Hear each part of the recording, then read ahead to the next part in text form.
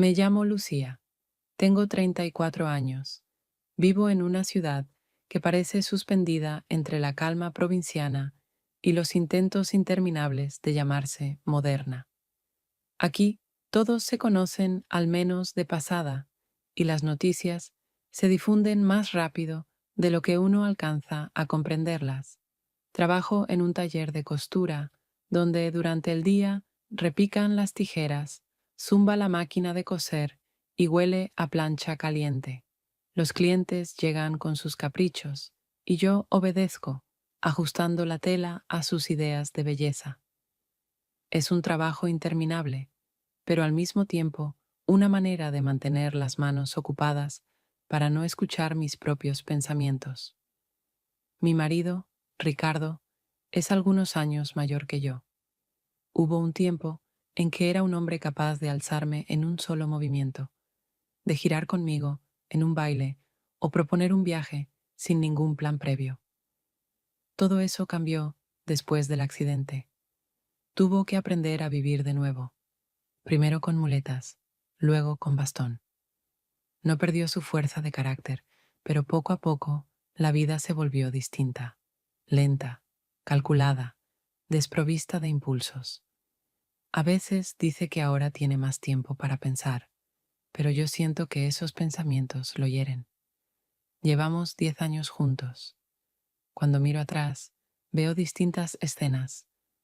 Nuestros paseos, el pequeño apartamento alquilado, la primera reforma, los intentos fallidos de tener hijos, los hospitales, la recuperación, las celebraciones compartidas.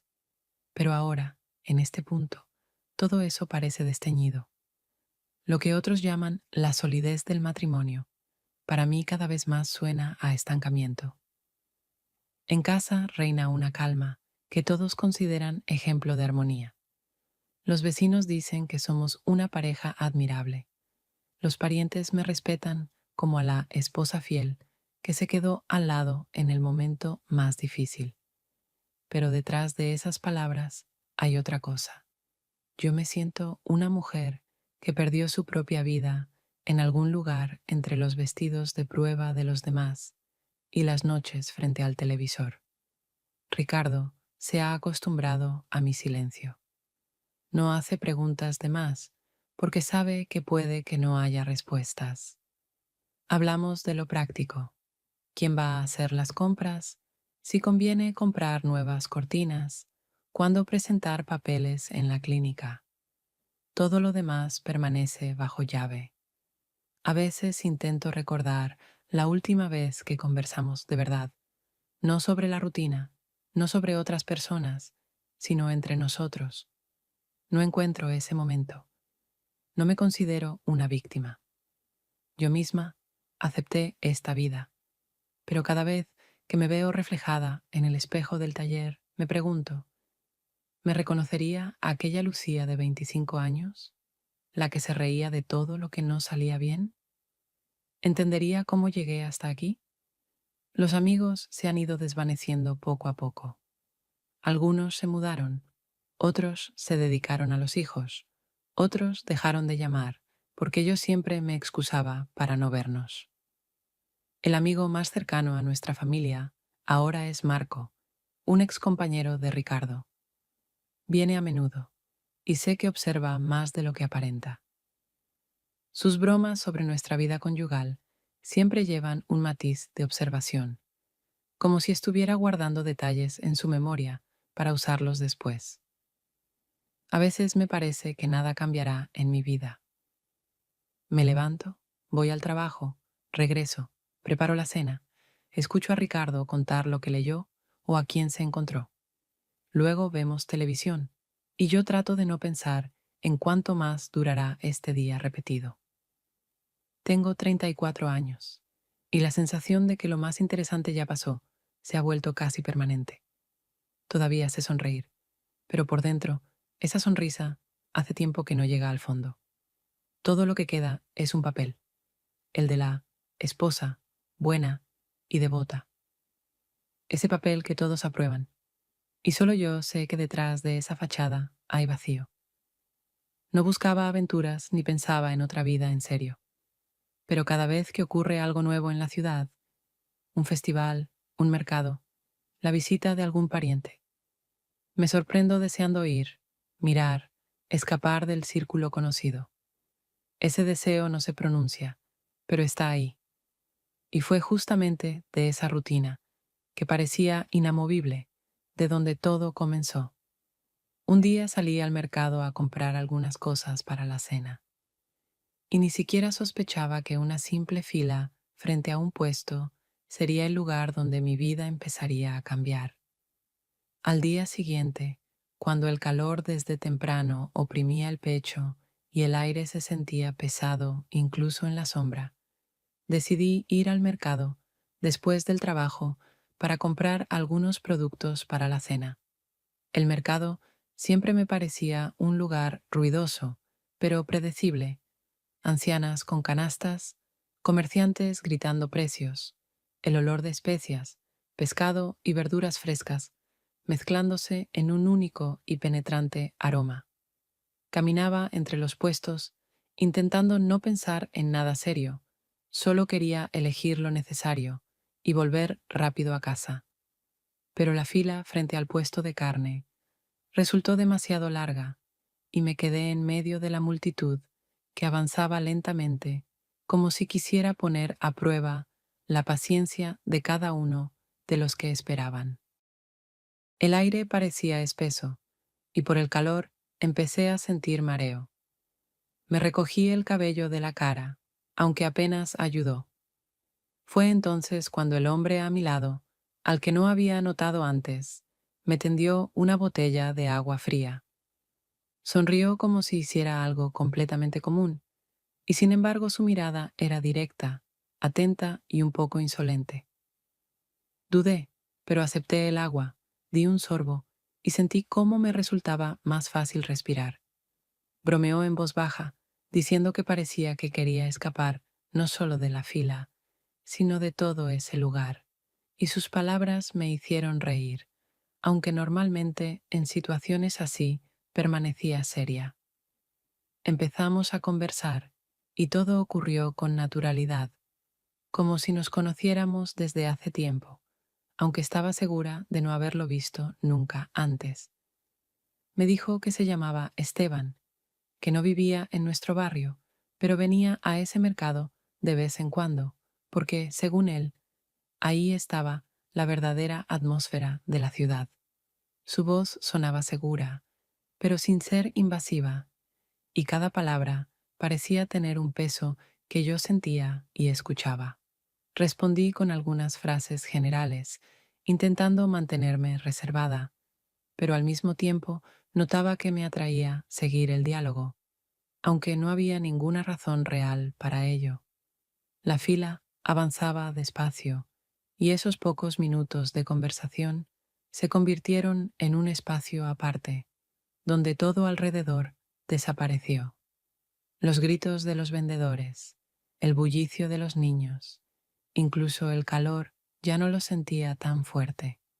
Él preguntaba cosas simples, pero en su entonación había algo que me llevaba a contestar con más sinceridad de lo habitual. Cuando le dije que trabajaba en un taller de costura, sonrió con interés y quiso saber si era un trabajo duro, si me gustaba escuchar los caprichos de los clientes. Contesté que lo difícil no era el trabajo en sí, sino la sensación de que mi vida pasaba entre telas ajenas, mientras la mía permanecía invisible. Él asintió, como si entendiera más de lo que había dicho en voz alta. Me resultaba extraño sentir esa ligereza junto a un desconocido. Me descubrí deseando que la conversación continuara, que siguiera preguntando o bromeando, porque su sencillez y franqueza eran distintas de la contención con la que yo estaba acostumbrada a vivir en casa. Cuando llegó mi turno de hacer el pedido de carne, ya lamentaba que todo terminara ahí. Nos despedimos sin ninguna promesa y me fui con la bolsa en la mano, convenciéndome de que había sido solo una casualidad, nada más. Sin embargo, de camino a casa, No podía dejar de pensar en sus palabras y en lo fácil que me había resultado hablar con él, como si supiera que yo llevaba tiempo necesitando una voz ajena. Me sorprendía a mí misma, porque habían sido apenas unos minutos en una fila, y aún así dejaron más huella que semanas enteras de la rutina. Al llegar a casa, Ricardo estaba sentado a la mesa, revisando unos papeles. Levantó la cabeza y me preguntó por qué había tardado tanto. Le respondí que había demasiada gente en el mercado, y él asintió, aceptando la explicación sin ninguna sospecha.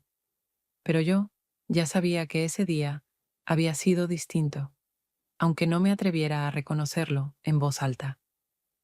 Aquella misma noche, cuando regresé a casa con las bolsas llenas, el apartamento olía a patatas recién horneadas y a carne frita. Me di cuenta de que Ricardo había decidido preparar la cena él mismo, lo que no sucedía a menudo, pues normalmente dejaba la cocina en mis manos, excusándose en el cansancio o el dolor en la pierna. En la mesa ya había 2 platos. Los cubiertos estaban dispuestos con cuidado e incluso había descorchado una botella de vino barato, de esas que compraba para las noches comunes, cuando quería dar la sensación de fiesta sin motivo alguno. Se sentó frente a mí, me observó con atención y dijo en un tono tranquilo, aunque cargado de cierta cautela: Hace una semana que andas como si tus pensamientos estuvieran en otro lugar. Levanté la mirada y sentí que las palabras se me escapaban más rápido de lo que podía controlarlas. Respondí con más brusquedad de la que quería. ¿Y tú no? No reaccionó con enojo, no subió la voz ni me reprochó nada. Solo su mirada se volvió más larga, más penetrante, y esa atención desconcertada me inquietó. Me miraba como si intentara llegar más profundo de lo que permiten las conversaciones matrimoniales corrientes. Tomé el tenedor e hice como que me concentraba en las patatas, que para mi sorpresa le habían salido bastante bien, aunque antes solía pasarlas de cocción o quedarse corto de sal. No insistió en pedir explicaciones, ni continuó el diálogo, pero yo sentía que el silencio ahora tenía un peso distinto. No era mera ausencia de palabras, sino una confirmación de que ambos sabíamos más de lo que mostrábamos. Era como si intuyera que entre nosotros ya había aparecido un tercero, aunque en realidad aún no hubiera pasado nada. Me descubrí deseando volver a aquella ligereza que había sentido en la fila del mercado, cuando un desconocido me había hecho reír y me había ofrecido agua. Ese pensamiento ya me hacía sentir culpable, allí mismo, en la mesa, junto al hombre que llevaba años permaneciendo conmigo pese a todo. Ricardo cortó un trozo de carne, masticó despacio y finalmente murmuró: ¿Sabes? A veces siento que vivo al lado de alguien que cada día se aleja más, y ya no sé si podré alcanzarla. Su voz era serena, pero las palabras me atravesaron, porque sabía que tenía razón, aunque ni siquiera yo lo admitiera del todo. Respondí con alguna excusa general, que si el trabajo me cansaba, que si el calor no ayudaba, pero él no insistió. Era como si comprendiera que, de todas formas, no escucharía lo que realmente esperaba. Seguimos comiendo, y los platos se vaciaron más rápido de lo que pude acostumbrarme a ese silencio que pesaba más que cualquier pelea. Me sirvió un poco de vino y bebí a desgana, sabiendo que el alcohol me haría aún más vulnerable. Cuando terminamos, se quedó sentado, apoyado en su bastón, que siempre estaba a su lado, mirando por la ventana, mientras yo lavaba los platos, evitando voltear la cabeza. En mi mente se repetían las palabras que no dije, que en verdad pensaba en otra cosa, que incluso unos minutos con un extraño me habían dado más vida que años de nuestras veladas repetidas. pero sabía que no podía decirlo, porque entonces todo cambiaría para siempre. Cuando me fui a la cama, él llegó más tarde, se acostó a mi lado y no mencionó de nuevo nuestra breve discusión. Yo me quedé con los ojos abiertos, comprendiendo que ambos habíamos aceptado en silencio que entre nosotros había una grieta que ninguno intentaba cerrar. Por fuera, todo parecía una noche tranquila en un hogar de esposos. Por dentro, yo sentía que algo ya había tomado un camino irreversible. La semana siguiente, cuando por fin terminó la jornada en el taller y yo ya estaba cansada de tantas pruebas, ajustes y exigencias de las clientas, salí a la calle deseando llegar a casa lo antes posible para pasar la noche sin conversaciones ni esfuerzo.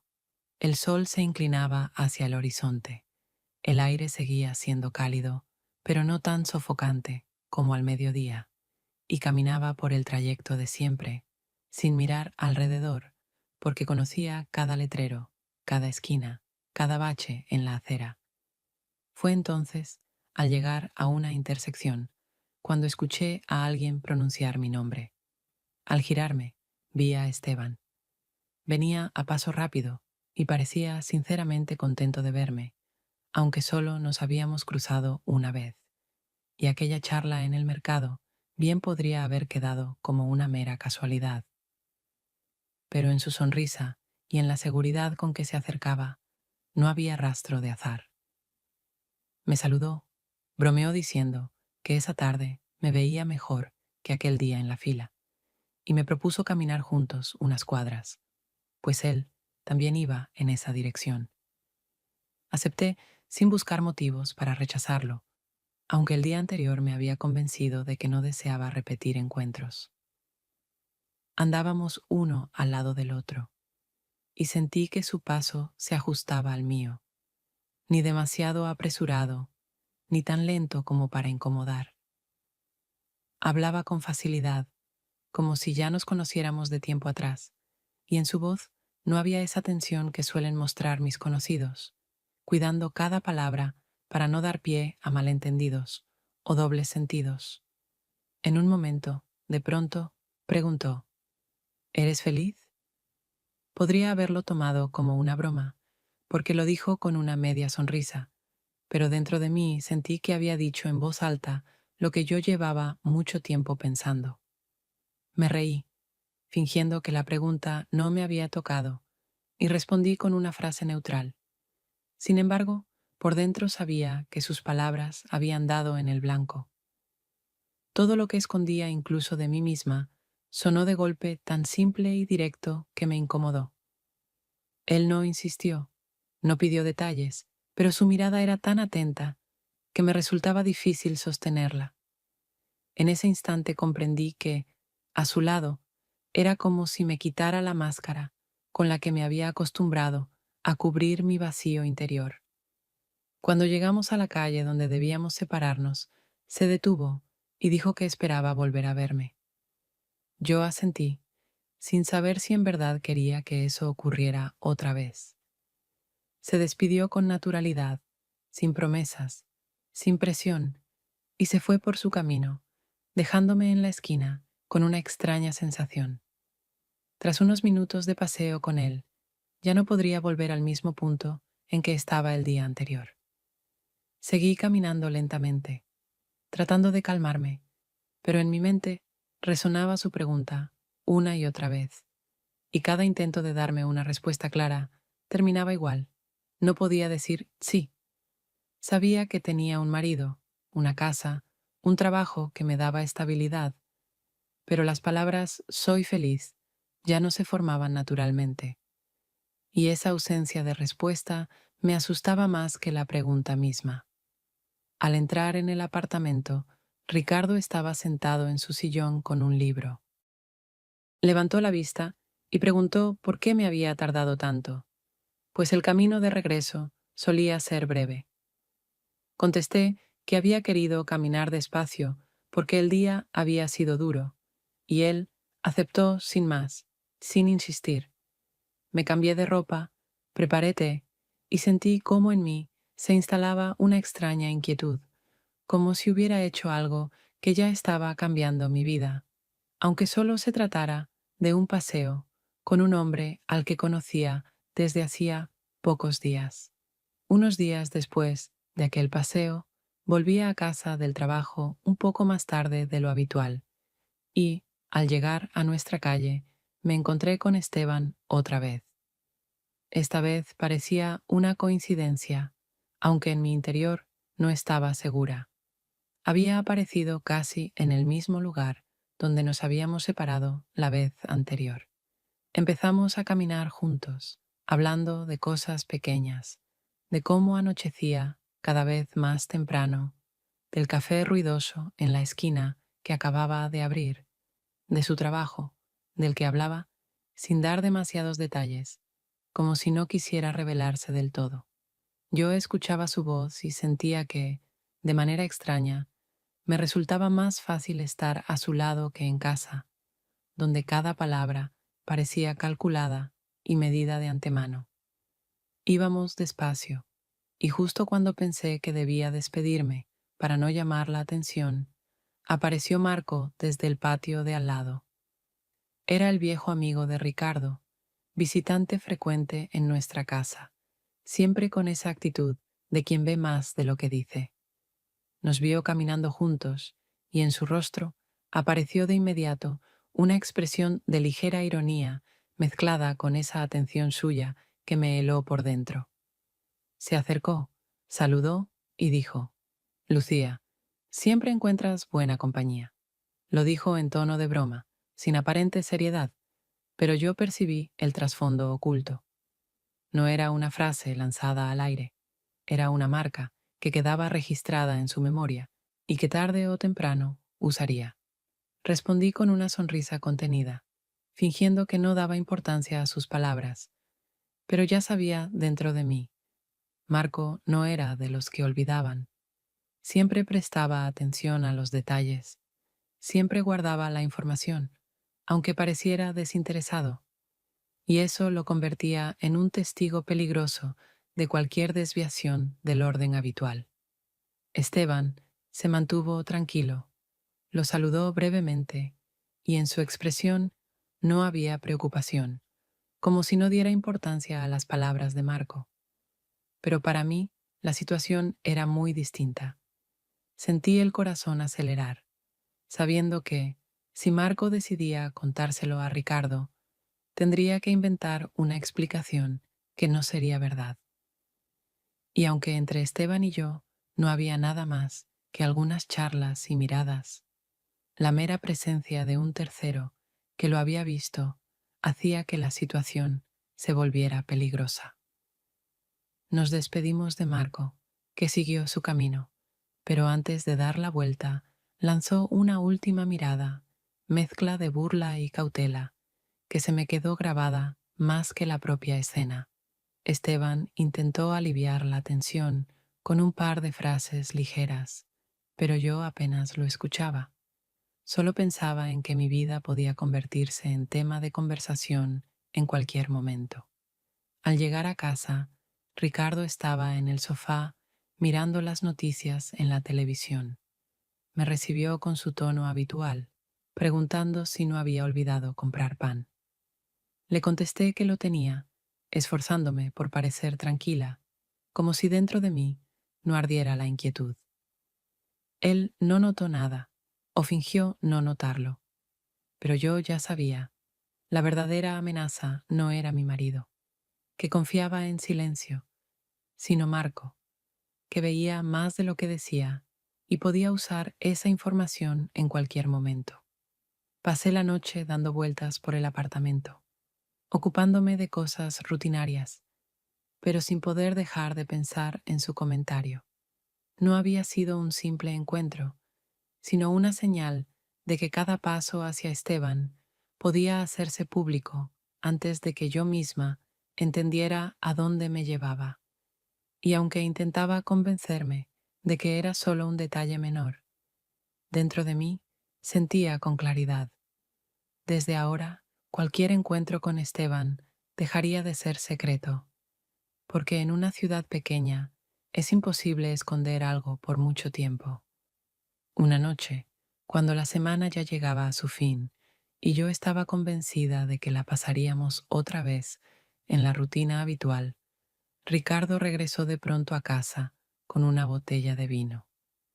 La puso sobre la mesa como si ese gesto pudiera cambiar la atmósfera del apartamento. Dijo que hacía mucho que no teníamos una velada para sentarnos juntos, hablar de algo distinto a las tareas cotidianas, y me propuso que, al menos esa noche, estuviéramos juntos sin reproches, sin tensión, sin la sensación de que vivíamos separados. Acepté sin mostrar sorpresa, pero en mi interior sentí que aquel esfuerzo de su parte significaba más que una simple iniciativa de compartir una copa de vino después de cenar.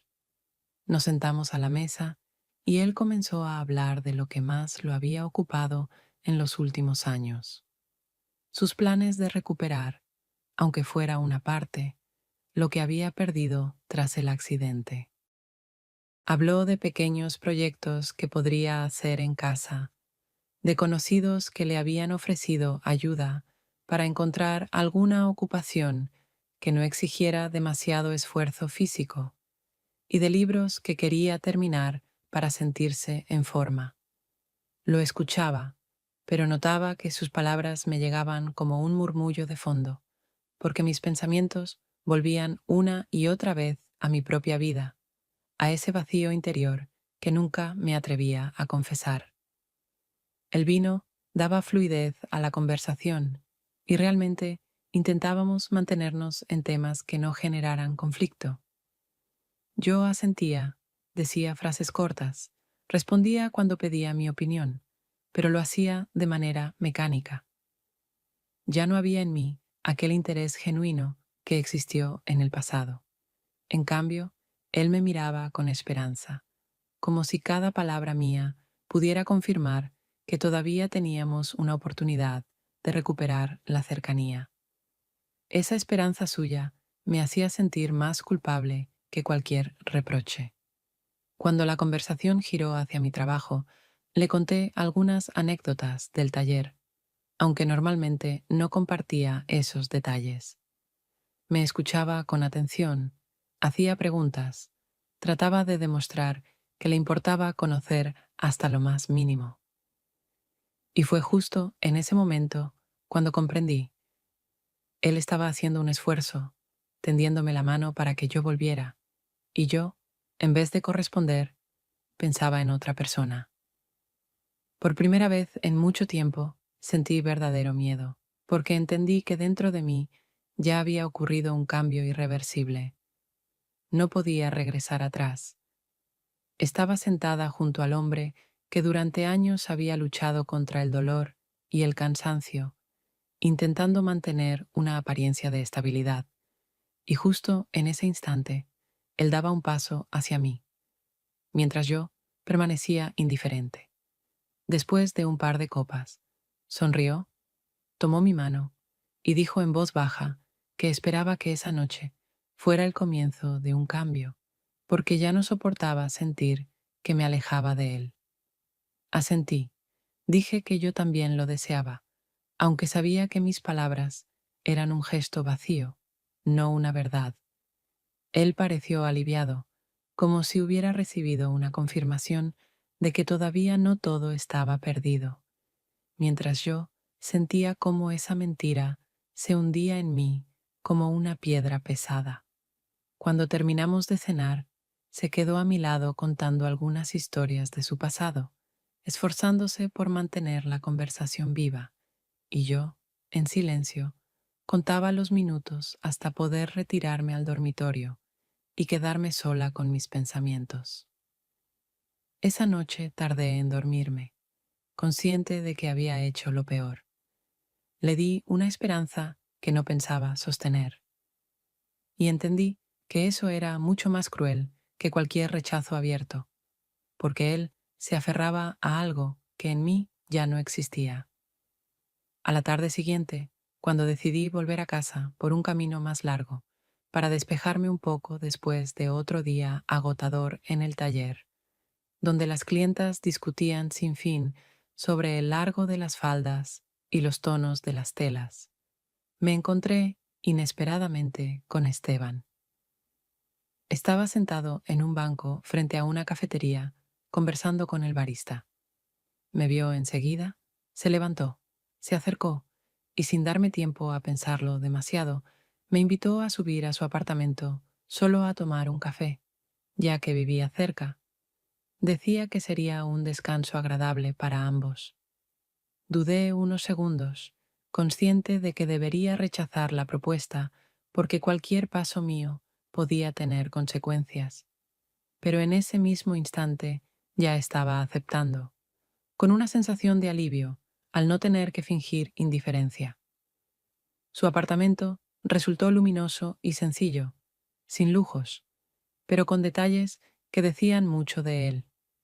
Estanterías con libros gastados de tanto leer, una guitarra en un rincón, una taza con café a medio terminar sobre la mesa y un cuaderno abierto con líneas desordenadas, garabateadas a toda prisa. Puso agua a hervir. Me preguntó si quería café o vino, y cuando le dije que con café bastaba, nos sentamos juntos y la conversación fluyó sin esfuerzo. Hablamos de la infancia, de cómo los distintos sucesos moldean a una persona, de lo que nos deja sensación de pérdida, aunque no queramos reconocerlo.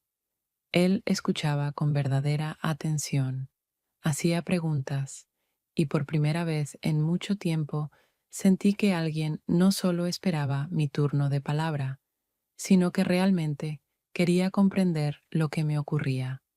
Terminé diciendo más de lo que pensaba, sorprendida por mi propia franqueza, pues normalmente, incluso con los más cercanos, me contenía. Su atención era peligrosa, porque desnudaba en mí lo que tanto había intentado ocultar. Estaba cerca, sin movimientos bruscos, pero su mirada, cálida y concentrada, me dejaba sin defensas. Sabía que estaba en el límite, que podía levantarme y marcharme, pero no lo hice. El tiempo pasó sin darme cuenta, la noche cayó y yo sabía que hacía rato debía haber vuelto a casa. Sin embargo, seguía allí, porque sentía que esa velada me daba algo que me había faltado durante años. Cuando se inclinó hacia mí, podría haberme apartado, podría haber dicho que era un error, pero no lo hice. El beso llegó de manera natural, sin grandilocuencias, como si ambos lo hubiéramos esperado desde hacía tiempo, aunque apenas nos conocíamos. En ese momento, dejé de escuchar la voz interior que me hablaba de deberes, de lo correcto y lo incorrecto. Me permití estar ahí, con él, en ese presente que parecía borrar el mundo exterior. Después, seguimos conversando mucho rato, con una confianza distinta, más íntima, donde las palabras ya no necesitaban filtros. Permanecí más tiempo del que debía, y cada minuto añadía peso a lo ocurrido. Al final, ya bien entrada la noche, me obligué a marcharme. Al salir de su apartamento, supe que había cruzado una línea, aunque aún intentara convencerme de que era solo un beso. De camino a casa, pensaba qué decir a Ricardo si preguntaba por mi tardanza.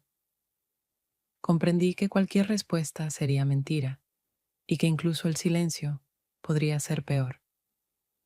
Caminé despacio, demorando cada paso, porque no quería volver al lugar donde me aguardaba una vida que empezaba a quedar atrás, aunque en apariencia todo siguiera igual. Esa noche, cuando regresé a casa, el apartamento estaba en penumbras, iluminado solo por la lámpara del pasillo, como si me hubieran estado esperando. Era tarde, mucho más de lo que yo acostumbraba a quedarme fuera.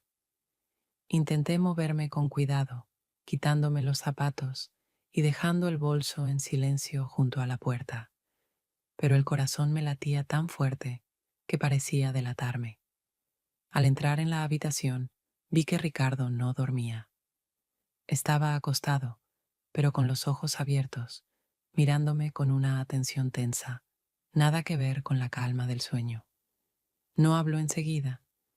Me observaba como si intentara descifrar hasta el gesto más mínimo, buscando en mí una confirmación de lo que ya sospechaba.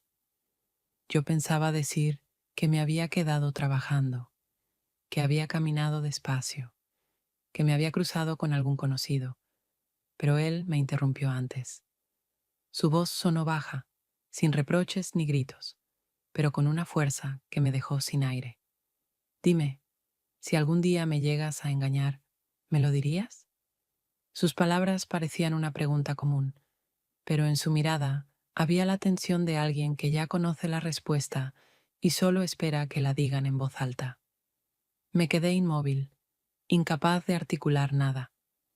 La pausa se alargó demasiado, convirtiéndose en un silencio que pesaba más que cualquier mentira. No contesté, porque cualquier opción era un callejón sin salida. Decir sí, te lo diría, era mentir, porque esa noche ya no lo había hecho. Decir no era confesar abiertamente. Elegí lo peor, callar, y él entendió ese silencio como confirmación. Ricardo no exigió explicaciones, no alzó la voz, no se movió bruscamente. Simplemente se giró de lado, dando por terminada la conversación. Y esa calma fue más aterradora que los celos o los gritos, porque en ella se sentía una certeza. Él sabía que algo pasaba, que la distancia entre nosotros ya no era una sospecha, sino una verdad.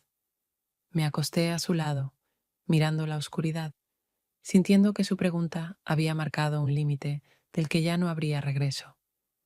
No cerré los ojos en toda la noche. Él permanecía inmóvil y no podía distinguir si dormía o solo fingía. La sensación era la de estar frente a alguien que lo sabe todo, pero que me deja decidir si confesar o no.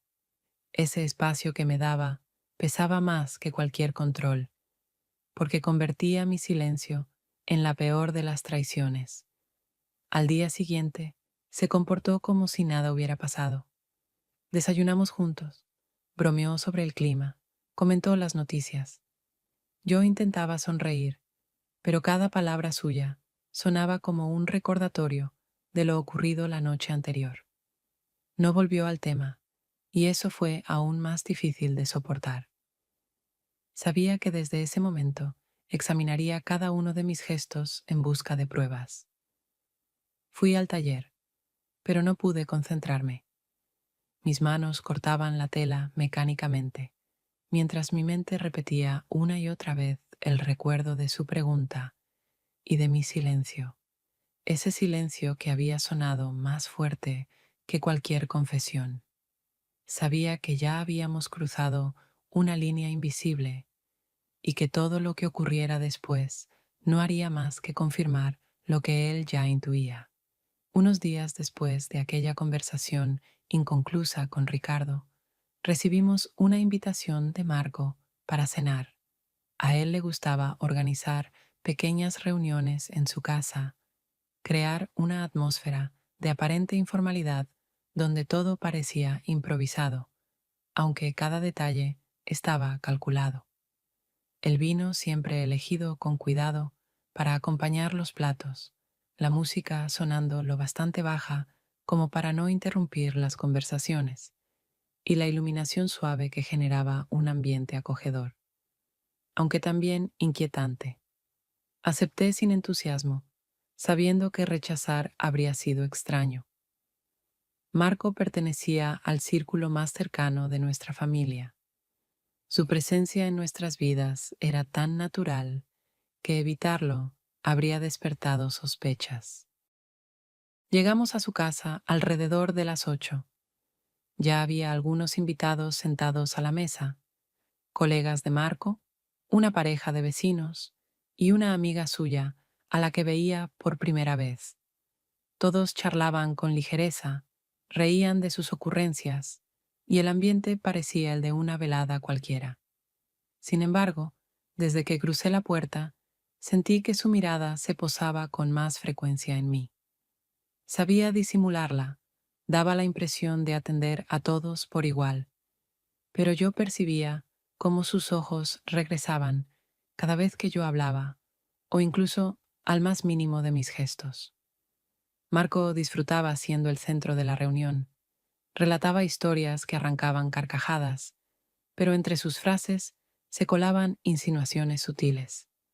En un momento comentó: en esta ciudad es imposible ocultar nada. Las noticias corren más rápido que los periódicos. Mientras lo decía, me miró directamente. Su sonrisa era impecable, su tono despreocupado, pero sentí un frío recorrerme las piernas. Ricardo estaba sentado a mi lado. Aparentemente no le dio importancia, reía con los demás, aportaba de vez en cuando sus propios comentarios. Parecía relajado, aunque en un instante noté cómo cerraba levemente el puño sobre la mesa. Comprendí que también había captado el trasfondo, aunque no reaccionara. Durante la cena, intenté mantenerme reservada. Hablaba poco, escuchaba más, evitando dar pie a nuevas insinuaciones. Pero percibía que Marco disfrutaba del juego. Le gustaba sostener el hilo invisible, que podía transformarse en arma en cualquier momento, y sabía que yo era consciente de ello. Sus bromas eran afiladas, aunque nunca cruzaban el límite que las hiciera evidentes ante los demás. Solo yo entendía que cada palabra era una advertencia disfrazada de chiste. Al servir el postre, se inclinó hacia mí y, en voz baja, preguntó si me gustaba el vino. En su entonación había una sonrisa oculta, como si recordara perfectamente dónde y con quién me había visto no hacía mucho. Respondí con brevedad, evitando mirarlo a los ojos, porque sabía que ese contacto me delataría más que cualquier palabra. Ricardo, mientras tanto, conversaba con un vecino sobre política, y yo rogaba en silencio que no se fijara en lo nuestro. Cuando por fin salimos de casa de Marco, ya tarde, sentí un alivio extraño, como si hubiera escapado de una trampa, aunque nada evidente hubiera sucedido. Caminamos unos minutos en silencio, hasta que Ricardo dijo que la velada había sido interesante. Su tono era neutral, pero en el fondo percibí una cautela escondida. Respondí con un sí, estuvo bien, aunque por dentro me oprimía el miedo de que las insinuaciones de Marco hubieran dejado huella en él. Aquella noche no pude dormir. Revivía sus miradas, sus sonrisas, sus frases cargadas de doble sentido. Comprendí que no era solo un testigo casual, sino un hombre que disfrutaba de mantener a los demás en tensión. Y ahora yo era su objetivo. En una ciudad pequeña, donde nada permanece oculto mucho tiempo, aquello significaba que mi vida ya no me pertenecía del todo. Unos días después de la cena en casa de Marco, regresé del trabajo más tarde de lo previsto. En lugar de ir directamente a casa, elegí caminar por la calle, donde ya varias veces me había encontrado con Esteban. No tenía un motivo real para hacerlo, pues era un camino más largo, pero me dominaba una sensación extraña, un presentimiento que me empujaba allí, como si inconscientemente buscara provocar ese encuentro. Al llegar a esa esquina donde solíamos despedirnos, comprendí que esa vez no quería dejar las cosas al azar. Saqué el teléfono, dudé un buen rato, pero finalmente le envié un mensaje corto proponiéndole vernos. La respuesta llegó casi de inmediato. Me invitaba a su casa. Y en ese instante supe que ya no podía excusarme con la casualidad. Esta vez era una decisión consciente y la responsabilidad recaía enteramente en mí. Salió a recibirme y cuando nos encontramos no hubo formalidades ni frases de cortesía. Lo esencial ya se había dicho antes. Su sola presencia me liberaba de la necesidad de explicaciones. Caminamos juntos hasta su edificio, y durante esos minutos apenas hablamos. No hacía falta llenar el silencio con palabras. Sus pocas preguntas parecían más un pretexto para mirarme a los ojos que una verdadera curiosidad. Entré en su apartamento sin dudar, sintiendo que no quedaban fronteras que me retuvieran. La habitación estaba en penumbra, iluminada solo por la lámpara del salón, que arrojaba un resplandor cálido y tenue. Nuestras miradas se cruzaron y lo demás sucedió sin palabras, porque ya no eran necesarias. Nada parecía forzado ni precipitado. Todo estaba aguardando ese momento. Cada instante de aquella noche me alejaba más de la vida que hasta hacía unos días todavía fingía seguir. El tiempo se detuvo, el mundo exterior desapareció. Pasamos horas juntos y por primera vez en mucho tiempo olvidé por completo el reloj. Sabía que en casa me esperaban, que mi tardanza levantaría preguntas, pero no podía obligarme a marcharme. Solo cuando la noche era ya demasiado avanzada, me levanté, consciente de que ese paso no tenía retorno. No era ya un encuentro fortuito, ni una conversación, ni un beso. Era una traición consumada, y la única responsable era yo.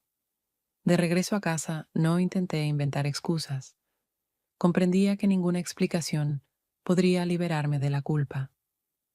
Caminaba por la ciudad y sentía que las calles, los faroles, las ventanas eran testigos mudos de lo ocurrido. Todo me recordaba que ya era alguien que había elegido un camino distinto, irreversible. Al entrar en el apartamento, vi a Ricardo sentado en su sillón, con el bastón apoyado al lado, como si hubiera estado esperándome. No dijo nada. Solo me siguió con la mirada, y en sus ojos no había reproche abierto, pero tampoco confianza. Sentí miedo, la certeza de que, aún en silencio, él ya lo sabía todo. Pasé junto a él, murmuré algunas palabras vagas sobre el cansancio, y no me preguntó más. Su contención pesaba más que cualquier acusación. Esa noche me quedé mucho tiempo despierta, mirando el techo, con la certeza de que había cruzado definitivamente la línea. Ya no era solo deseo o pensamientos, sino un acto real. No había casualidades. Todo ocurrió porque yo lo quise, y sabía que los días venideros me traerían las consecuencias de esa elección. Los días siguientes transcurrieron como si todo siguiera igual. Iba al taller, preparaba la cena, respondía a las preguntas rutinarias de Ricardo, y él actuaba como si no sospechara nada. Pero yo lo sentía cada vez más atento, más penetrante en sus miradas. Mi silencio se había vuelto insoportable, porque prolongarlo era como añadir una traición más. Una noche, después de cenar, la presión ya era insoportable.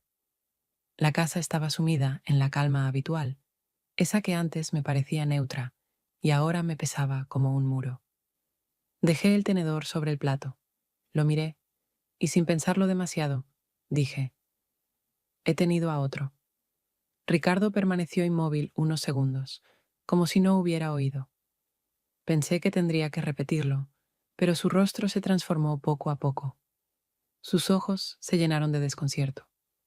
No había rabia en ellos, solo dolor. Ese dolor silencioso cortaba más que cualquier reproche. Guardó silencio largo rato.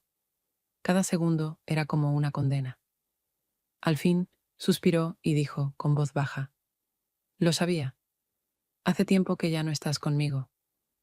No lo dijo con ira, sino con una calma desoladora, mucho más dura que los celos o los gritos. Comprendí entonces que él había notado mi distancia mucho antes, que había recogido las señales, los gestos, los silencios, y que había esperado a que yo misma lo confirmara. No buscó arrancarme la verdad a la fuerza. Me dejó elegir, y ese gesto convirtió mi culpa en algo aún más insoportable. Intenté explicarle que todo había ocurrido de forma inesperada, que yo misma no entendía ¿Por qué había cruzado ese límite? Pero mis palabras sonaban vacías, casi ridículas. Él me escuchaba en silencio, apenas asintiendo de vez en cuando, como si mi explicación no le interesara. No preguntó quién había sido ni quiso detalles. Lo esencial ya estaba dicho. Yo lo había perdido. Te veía alejarte, añadió finalmente. Primero pensé que era el cansancio, luego que necesitabas espacio. Después comprendí cuál era la verdadera razón. No quería creerlo, pero todo apuntaba a ello. Su voz seguía siendo serena, sin sobresaltos, y esa serenidad era peor que cualquier estallido, porque significaba que para él ya no quedaba nada que salvar. Cuando terminé de hablar, se levantó despacio con ayuda de su bastón y se fue a la habitación. Yo me quedé sola en la cocina, sintiendo que el suelo bajo mis pies se había derrumbado. Su calma era un veredicto más cruel que cualquier castigo. Había dejado de luchar por mí. Esa noche no tuve fuerzas para acercarme a él de nuevo. Me acosté en otra habitación, mirando la oscuridad, consciente de que nuestro matrimonio ya solo existía en apariencia. Lo verdadero, lo que nos unía, yo misma lo había destruido. Después de mi confesión, nuestra casa dejó de ser un refugio. El silencio, que antes parecía neutro, se convirtió en un muro invisible entre Ricardo y yo. Ya no preguntaba a dónde iba ni a qué hora volvería, pero esa indiferencia no era real. Era una estrategia calculada, la de alguien que no quiere perder la dignidad en una confrontación directa, pero que al mismo tiempo deja claro que la confianza está destruida. Ricardo seguía comportándose como siempre. Desayunos, cenas, sus movimientos lentos con el bastón, los periódicos en la mesa, la misma taza de café cada mañana. Pero todo aquello era solo una carcasa tras la cual escondía el dolor. No me echaba, no me reprochaba nada, no pedía explicaciones, pero su sola presencia silenciosa era un recordatorio constante de que lo sabía todo y de que ya no intentaba recuperarme. Permanecía a mi lado, no por amor en su antiguo sentido, sino por costumbre, por sentido de responsabilidad, o quizá por miedo a quedarse solo. Intenté hablar con él varias veces, pero nuestras conversaciones morían enseguida. Escuchaba, respondía con frases breves, sin implicarse. Su distancia me dolía más que cualquier grito. Yo habría preferido rabia, reproches, cualquier gesto que probara que aún quedaba un sentimiento vivo. Pero lo que me ofrecía era una frialdad serena, un adiós silencioso que dolía mucho más. En la ciudad nada pasó inadvertido. Aunque yo había tenido el valor de confesar la verdad a Ricardo, los rumores no tardaron en circular. Marco ya no bromeaba tan abiertamente como antes, porque no lo necesitaba. Su papel de observador había terminado, y él ya había obtenido su satisfacción, sabiendo que había presenciado mi caída. En el taller, las miradas de algunas personas cambiaron. Para unos yo seguía siendo la esposa fiel que habían respetado. Para otros me había convertido en objeto de murmuraciones. Lo más difícil era volver a casa. Cada vez que cruzaba el umbral, me recibía no un reproche ni un interrogatorio, sino la rutina más banal. Él leyendo, viendo la televisión, moviéndose con la calma de siempre. Esa rutina era la verdadera condena. Demostraba que no necesitaba oír explicaciones, porque la verdad ya estaba clara. Su serenidad era su forma de ser más fuerte que yo, y eso me hundía mucho más que un escándalo. Con el paso de las semanas, entendí que mi verdadero castigo no era el acto en sí, ni lo que pudieran decir los demás. Mi condena era vivir al lado de un hombre que lo sabía todo, que ya no me amaba, pero tampoco me dejaba ir. Él se había retirado emocionalmente, pero seguía presente, y esa convivencia era como vivir bajo la vigilancia de un carcelero que no castiga abiertamente, pero que me obliga a enfrentar mi culpa día tras día. Ya no buscaba mis ojos, ya no me tocaba, pero tampoco me dejaba. Y eso era lo más aterrador. Yo misma me había condenado a vivir en un hogar donde no quedaba amor, solo un recuerdo constante de lo que había destruido. Esteban había desaparecido sin dejar huella. Marco había encontrado placer en el secreto que guardaba, y Ricardo, aunque permanecía, ya hacía tiempo que vivía aparte, dentro de sí mismo. Lo único que quedaba era mi propia culpa, la consecuencia inevitable de mis decisiones. Comprendí que mi final no estaba en un escándalo, ni en una pérdida, ni siquiera en las palabras.